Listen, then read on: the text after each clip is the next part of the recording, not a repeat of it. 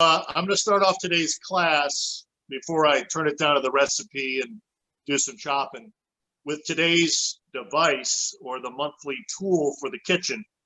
It's this. Now, it also works very nice as a hat. It also works very nice when you are straining chicken or turkey or anything that has a liquid broth that you want to save. It basically allows the broth to go in a separate pan so you can reuse that broth as this recipe calls for. But then it leaves all the goodness in there, like the vegetables, some of the stock bones, some of the skin that you can also use for future recipes as well. So this is today's tool. It's a strainer, works very well. I'm actually kind of fond of this. It's held up well. It's more industrial than anything, but that's today's tool. If you don't have one, I encourage you to get one. They come in plastic, they come in metal, but this one happens to be I use it a lot, so I got a reinforced metal one. So everyone should have the recipe from Brenda. Thank you, Brenda, for sending that out. I appreciate it. We're doing chicken pot pie today, a very appropriate recipe on a cold Friday in December.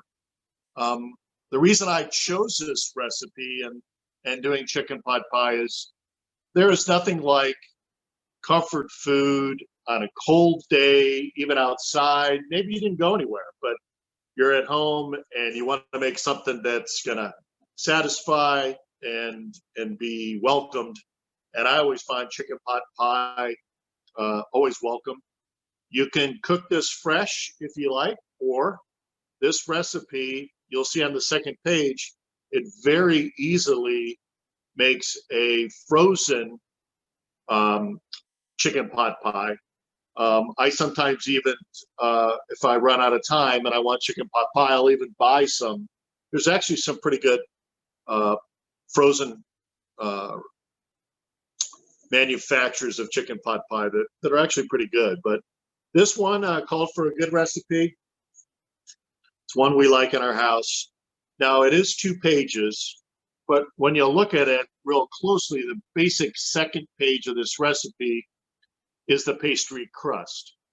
Now, I am not a big fan of flour all over my kitchen, and neither is my executive producer. So I have a tendency to crimp, if you will, on one of the things in this recipe, and I get a frozen pie crust. Why do I do that? 1, it's very easy to do. 2, it's actually very good. I've tried a lot of different pie crust. I happen to like Pillsbury. Makes a good pie crust. I use it. You need a full box of it here. But if you really like to bake a lot, you really like to have flour and stuff like that, such as thyme and salt and water, I think this is a fun recipe to make, even if you want to make the pie crust. Say you can't go out, but you've got the water, you got the flour, a little bit of butter and salt. You can easily make this pie crust and even skip with the thyme if you want. That just adds an extra layer of flavor to the pie crust. Now, I'm sure there's a question, why is there a tablespoon of vinegar in a pie crust? Well, pie crust has a chemical reaction when you put white vinegar in it. It actually makes the pie crust flake when it bakes. So I don't see it in this recipe from Pillsbury, but if you're making it from home, I would encourage you to add a tablespoon of white vinegar. It's one of those little pie crust secrets to make flaky pie crust. In addition to frozen or nearly frozen butter in the pie crust when you make the crumbs before you roll it out, just a tablespoon of vinegar will have a great chemical reaction in the kitchen for your baking of your pie crust. So we're going to skip that today. It is in the recipe. It looks a little long, but don't worry about it. So this morning when I was preparing for the recipe, I went ahead and I got my chicken that I'm going to shred for the chicken pot pie. I went ahead and cooked it ahead of time. Now, this recipe just says put it in water, cook it for 45 minutes, save the stock or the liquid from your cooking, because you can incorporate that into this recipe, because that's what makes the creamy sauce that makes the lusciousness of chicken pot pie so great. Or you can use the chicken broth out of a can or out of a carton if you like. So I saved mine, I cooked it. The reason I went ahead and did it early is, this is TV. But two, I also like the fact that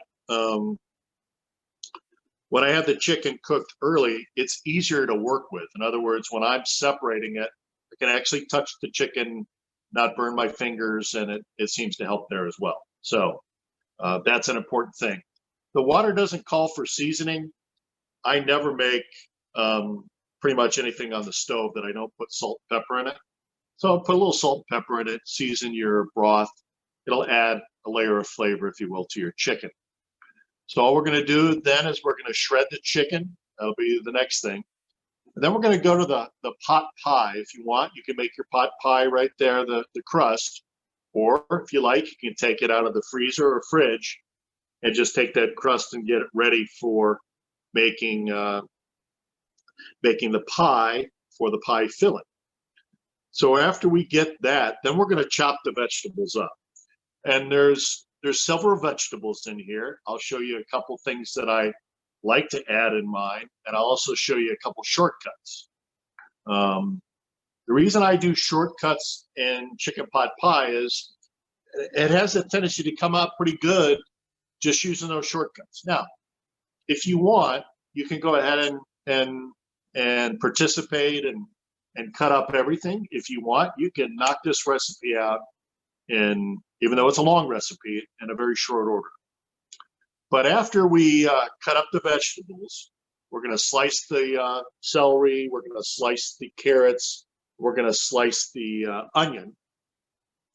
Then you're going to get into melting the butter in a large pot that makes up basically putting the three vegetables, the onion, the carrots, and the celery, to saute it a little bit with the vegetables. And all you're trying to do there is cook a little bit of the vegetables together to kind of get them translucent. You don't have to beat it to death or cook it, but just takes probably 5-6 minutes to get the onion to be translucent, and then take a little bit of the toughness out of the carrots and the celery. Also, I will substitute. I'll show you how to cut an onion again. But one of the things you can write down with your pencil is, if you have pearl onions, those are the little round onions. They're about 1/2 inch to 1 inch. They work great. Why do I like pearl onions? They're sweet. It looks kind of cool when you're cutting the pot pie out. You got these pearl onions. It adds a little bit to the presentation. I get them frozen.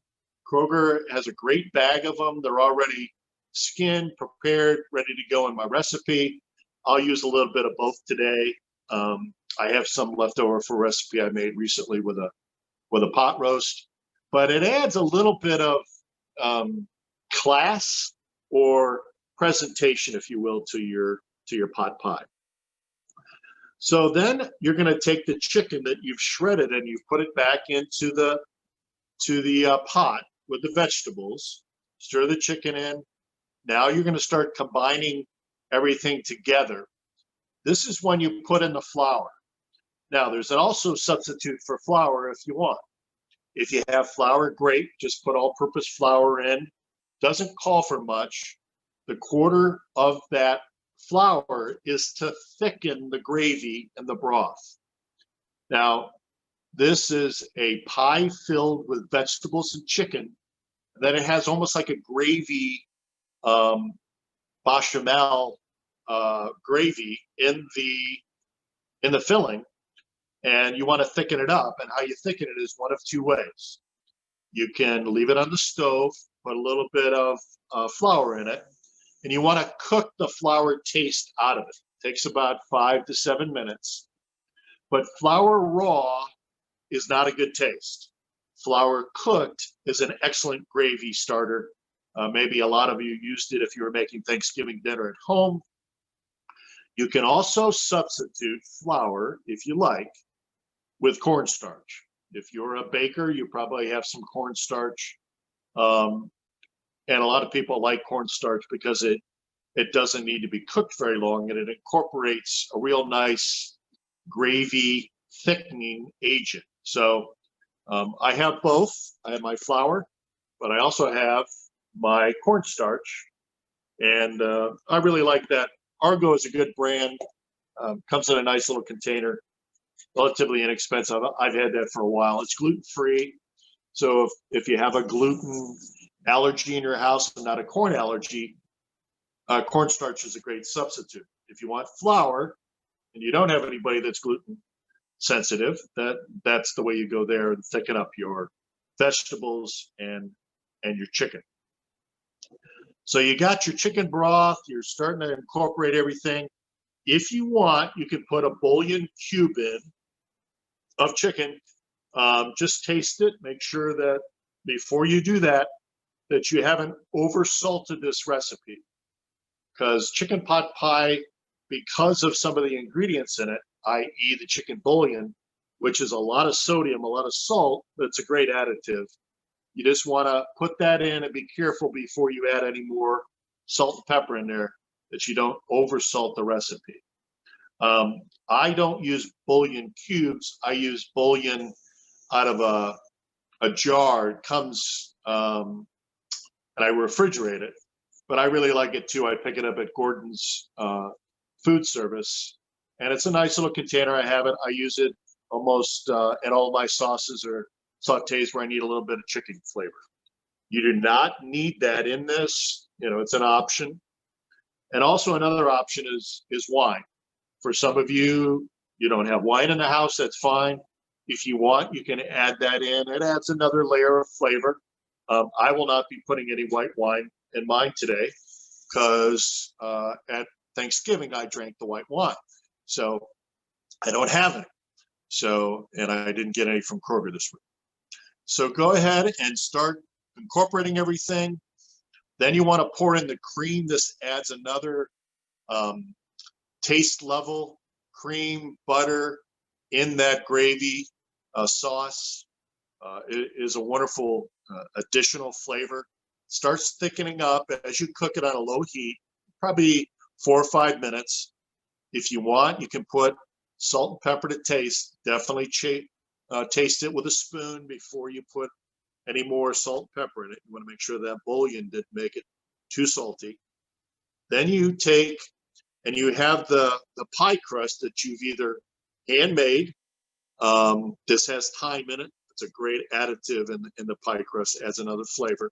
Or you can take and do the shortcut, take a frozen or a refrigerated pie crust that you get at the store. Kroger had them on special this week because they're real good value. And just put the first layer of the 2 crusts in a simple 8 or 9 inch pie crust pan that's oven safe. So once you put that in, you push it to all the corners, flatten it out, make sure there's no air pockets in the bottom of the pan. And then you start putting in the mixture. You take the chicken, carrots, celery, onion mixture that's got that gravy, and you pour it into the center of the pot pie. Once you do that, then you take the second layer of handmade pastry or the refrigerator pie crust and cover the entire ingredients that you just put in the bottom of that pie crust. Once you do that, then you crimp the edges. You can do it many different ways. Some people have tools that make a fancy crust. You can take a fork and just press down on the sides of it. Or if you like, you can also do it with bottom of a spoon, the side of a spoon, however you like, but you want to incorporate those two crusts, the bottom crust with the top crust, and make a seal. The importance of that is so nothing leaks out, and it keeps all the incorporated ingredients inside. And that crust is a nice little bonus when you're having that with a salad for dinner. You want to put a couple slices on the top of the pie crust after you've crimped it all together, on the top of the pie crust. The reason you do that is so some of the heat can escape. Not a lot of it, but just a little bit of it. And then you bake it for 30 minutes. And it might take a little bit longer, depending on your oven. You'll know when it's cooked. Most pie crusts take about 30, 35 minutes. You already know your chicken's cooked, your carrots are cooked, your celery's cooked, your peas and your onions. So you're not waiting for the ingredients inside the pie to cook, but what you're waiting for is that pie crust, the incorporated vessel, in essence, to finish up. Here's another thing that you might want to consider. After you got your pie crust, you want to put it on a baking sheet so you save your oven from any leakage that comes out of the pie gravy on the bottom of your oven. I always put a nice little pan under it so there's any leaks. And it also helps carrying the pie when it's nice and warm. Is you can put foil, an inch foil edge around the entire pie crust. Why do you do that? Well, it's kind of cool when you do it. It's a little bit of niftiness, but it keeps the pie crust for the first 20 minutes from not burning that piece that's around the edge of the pie. Then the last 10 minutes, I take that foil off and let it brown. But that way, it's a little tip that I like to do when I'm cooking pies, fruit pies, or savory pies like chicken pot pie, and then you're all set. If you like, let this cool before, and you can put it in the freezer and seal it up. And whenever you want, just put it out on the counter the day before. It'll soften up, get room temperature, cook it for 30 minutes, and your dinner's already ready. So that's another way. You can make this for a rainy or snowy day if you want, but however you want to do it. So I'm going to start doing a little bit of the cooking. I've explained the menu and the recipe extensively. So I'm going to turn it. Hopefully everyone sees it properly, and I will turn it down. All right, here we go.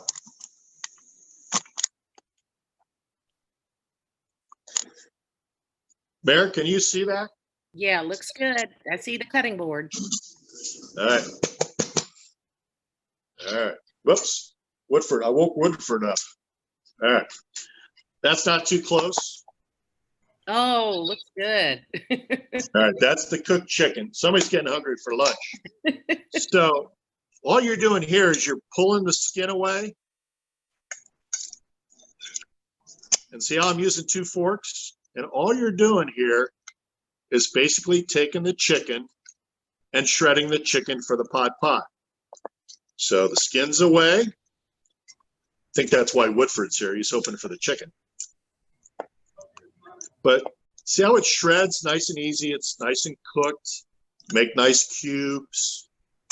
And this is your protein for your dish. So very easily done. This has cooled, which is fine. And it's easy for me to work with if I want to touch it with my hands or if I want to incorporate it with just the 2 forks. So that's your chicken. Make sure the bones are out. Make sure you don't put any skin in there. Skin's already added to the flavor, and you do it to the remaining pieces, and then you're all set. So that's the protein of the chicken. So that's one of the first things you do. 2 forks, remove the bones, remove the skin, take the shredded product, and then you're all set. So the next thing you want to do is dice up your vegetables. Or you can do a substitute by going with peas and carrots frozen, already made ready side dish. This one just has peas and carrots. The one I really like is peas, carrots, and corn. That was not available at Kroger, so they substituted the peas and carrots. But you can use this if you like. And here is my pearl onions. Another thing that I really enjoy incorporating. That's what those are. See how cute they are? They're small, they're nice. Goes really good in the recipe. So that's pearl onions. You can also get those frozen at Kroger. You can also buy them dry and fix them that way. So let's cut the 3 stalks of celery. This is how we do it. Now, what I like to do is make my celery fancy. There's my broth in my pot from my chicken. So I'm going to put the 3 stalks of celery.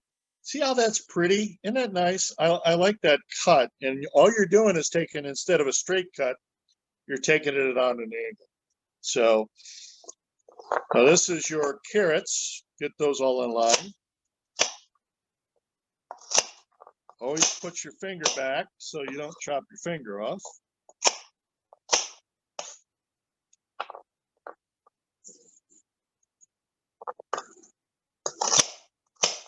So those are nice. What's good about this is it incorporates and makes for a nice texture. So there's your carrots. Now let's cut an onion up.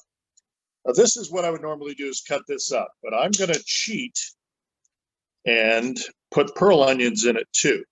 Here's the top of the onion. Here's the back where the roots are. Cut the top off. The reason you do that is so that the onion stays together until you're ready to finish it. So you got to peel it. So it's been halved.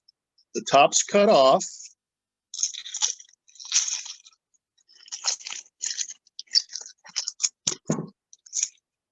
There's that. There's that.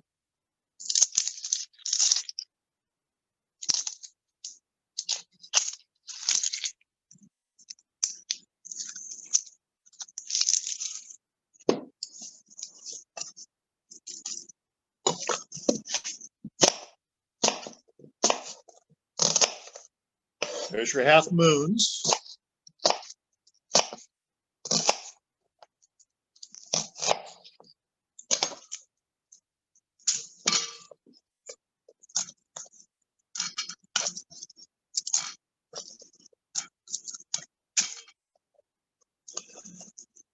And for presentation, I'm going to put some onions in it. There's your pearl onions. So there's your basic ingredient that fills with the chicken in your pot pie. So what I do now is I just go ahead and warm this up for about 5 to 10 minutes on the stove.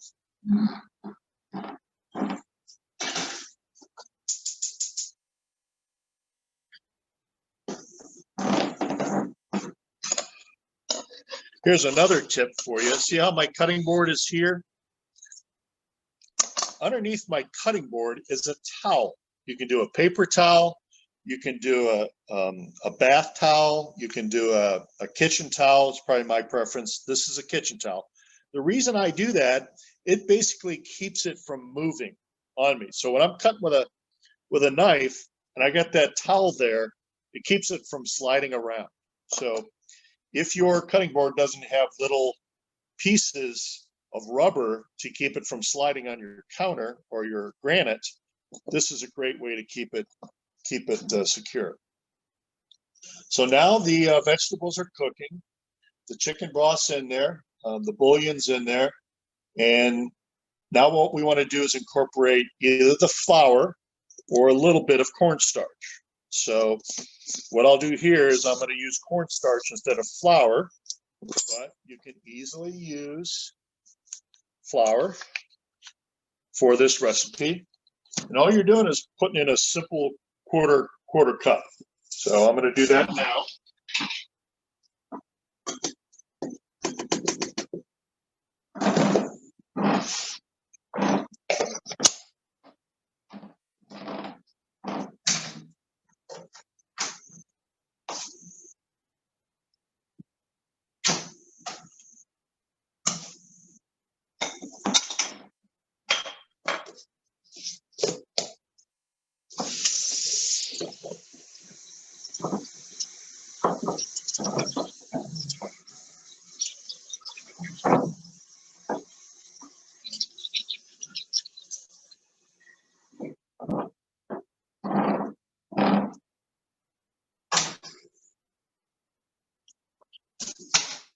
So now I've added the thickening agent, either the cornstarch or the flour, and you're going to cook the flour down to get the flour taste out. And then you're all set there. Now, what you want to do while your vegetables are cooking is to take your pie crust and incorporate it into the bottom of the dish.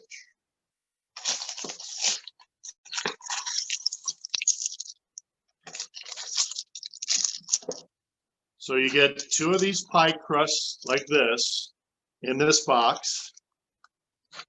They're about $1 a piece. By the time I clean my kitchen up, it's well worth it. Tastes pretty good too.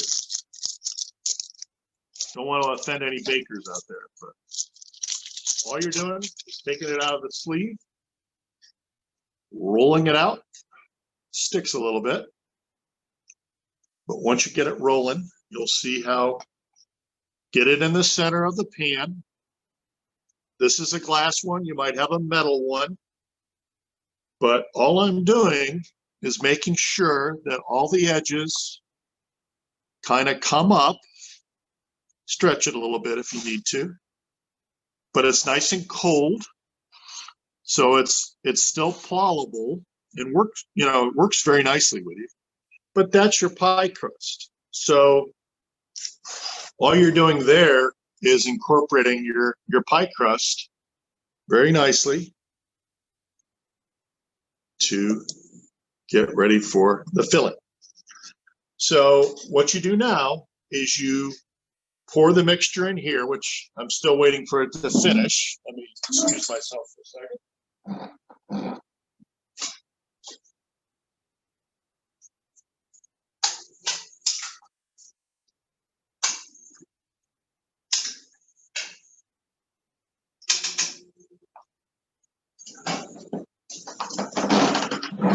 And once this is cooked, I'll pour that in here.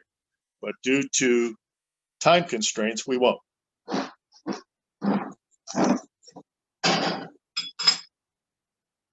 So that's the pie filling with the chicken in it. That goes right in here. And then when you're done, you take the second pie crust and you cover it, cut it, put the foil around the edge. I'll show you how that's done. So the pie crust is enclosed. Just put this around like this for the first 20 minutes. And what you do that for is to protect your pie crust from burning in the oven.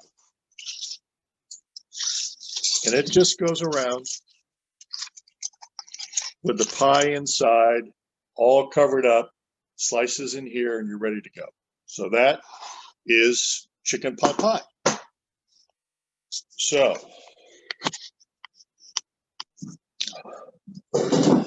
questions, concerns?